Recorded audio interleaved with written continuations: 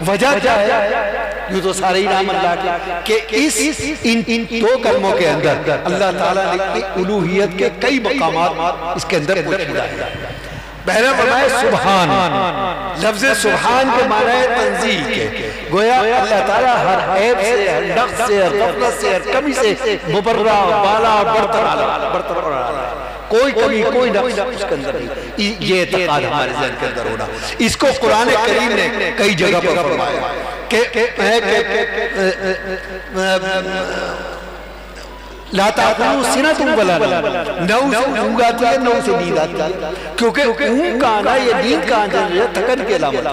ظاہر ہے وہاں تھکن کا کیا سوال ہے، وہ تو اس سے بہت اعلیٰ ہے۔ فرمایا کہ لا یذل ربی ولا ینسیٰ، نہ وہ بہکتا ہے اور نہ وہ بھولتا ہے، کیونکہ بھولنا اور بہکنا جو ہے وہ غفلت کی علامت ہے۔ تو کئی جگہ قرآن کریم سبح اسم ربک الاعلی، سبحان الذی حین تمسون وحین تصبحون، کہ یہ صبح شام کا تغیر جو ہے، یہ کیونکہ تغیر ہوتا ہے جو چیز مائل میں فنا ہو، لیکن اللہ تعالیٰ تو سارا قائم ہوتا ہے، تو وہاں فنا کا کوئی تصور ہی نہیں۔ تو سبح اسم ربک الاعلی، یسبح للہ ما فی السماوات والارض، سبح للہ ما فی السماوات والارض، تو گویا تنزیہ بیان ہے۔ دوسرا وہ ہے تحمید، وَبِحَمْدِهِ، کہ حمد بیان کرنا۔ ظاہر ہے کہ حمد جو بیان کی جاتی ہے وہ قدرت اور اختیار کی جاتی ہے، کہ جس کے پاس کمالات، عظمت، اختیارات، ظاہر ہے کہ اللہ کے پاس تمام اختیارات ہیں، لہو ما فی السماوات، ہر چیز کا اختیار، انہو علی کل شیء قدیر، کہ ہر چیز کا اختیار اسی کے پاس ہے۔ تو ظاہر ہے کہ حمد بھی اسی کی ہوگی کہ جس کے پاس اختیار ہے، یہ کہلاتی ہے تحمید۔ اور تیسرا ہے تکبیر، وَلَهُ الْكِبْرِيَاءُ فِي السَّمَاوَاتِ وَالْأَرْضِ، ظاہر ہے کہ جس کے پاس اختیارات ہوں گے، جس کے پاس قدرت ہوگی، جس کے پاس سب کچھ ہوگا، تو عظمت کس کی ہوگی؟ اسی ذات برتر اور اعلیٰ کی ہوگی، تو وہی تمام عظمتوں کا مالک ہے۔ اور اس کا جو اعلیٰ ترین نمونہ ہے وہ ہے جہاں فرمایا کہ وَالْأَوَّلُ وَالْآخِرُ وَالظَّاهِرُ وَالْبَاطِنُ، یہ عظمت کا وہ بدترین ترین مقام ہے کہ جہاں ہماری عقل رسائی نہیں کر سکتی۔ امام فخر الدین رازی نے اس آیت کے بارے میں بڑی عجیب و غریب بات لکھی، فرمایا کہ اس آیت پہ، اس مقام پر صرف وہ عالم قدم رکھ سکتا ہے کہ جس کے ایمان کے اندر پہاڑوں جیسے صلابت اور سمندروں جیسے گہرائی، وہ قدم رکھتا ہے۔ ورنہ عام اگر عالم کسی قدم رکھے گا تو بس یہ سمجھ لو کہ قدم جو ہے وہ تلوار کی دھار پر ہے، ہوشدار کر رہے برد تیغز قدم رکھتا تلوار کی دھار، لیکن قرآن کی آیت ہے۔ تو نبی کریم علیہ السلام نے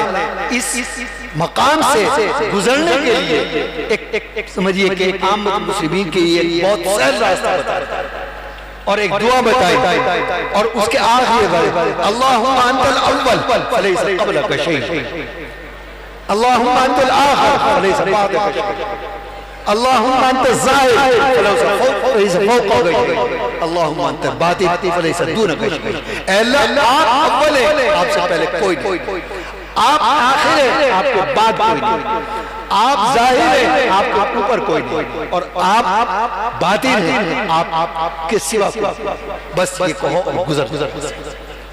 تو کبریائی تو گویا تنزیہ بھی آ گئی، تحمید بھی آ گئی، تکبیر بھی آ گئی، اور تحلیل بھی آ گئی، تمجید بھی آ گئی، ان تین دو کلمات۔ اب اس کے بعد جا کے کئی توحید کا نمبر آئے گا۔ توحید کے تک پہنچنے کے لیے ان 6 مراحل سے گزرنا انسان کے لیے ضروری ہے۔ جب تک ان 6 مراحل سے نہیں گزرے گا تو انسان توحید حقیقت تک نہیں پہنچ سکے گا۔ تو اس لیے فرمایا کہ حبیبتان کلمتان حبیبتان الرحمن، کہ یہ اللہ تعالیٰ کے نزدیک بے حد محبوب کلمے۔ تو یہ ہے امام بخاری کی صنعت، یہ ہے امام بخاری کا انفراد، یہ ہے امام بخاری کا امتیاز، ان کا اختصاص۔ ساتھ کہ وہ انہوں نے انما الاعمال بالنیات سے شروع کیا اور لا کے ختم کیا، دنیا سے شروع کیا اور آخرت پہ لا کے ختم کیا۔ اللہ تعالیٰ ہمیں آپ کو عمل کرنے کی توفیق عطا فرمائے۔ اور یہ طلباء عزیز جو اس وقت فارغ ہو رہے ہیں، صرف ان کے لیے ایک نصیحت ہے کہ دیکھیے علم جو ہے وہ اس وقت تک باقی رہے گا جب تک اس پر عمل ہوگا، کیونکہ علم بغیر عمل کے سوائے معلومات کے اس سے زیادہ اس کی کوئی حقیقت نہیں ہے۔ علم بنتا اس وقت ہے جب تک اس پر عمل ہوگا۔ امام احمد رحمہ اللہ کا معمول تھا کہ جب وہ کوئی حدیث درج کرتے تھے تو لکھتے ہیں کہ میں اس وقت تک اس حدیث کو درج نہیں کرتا تھا جب تک اس پہ ایک مرتبہ عمل نہ کرتا۔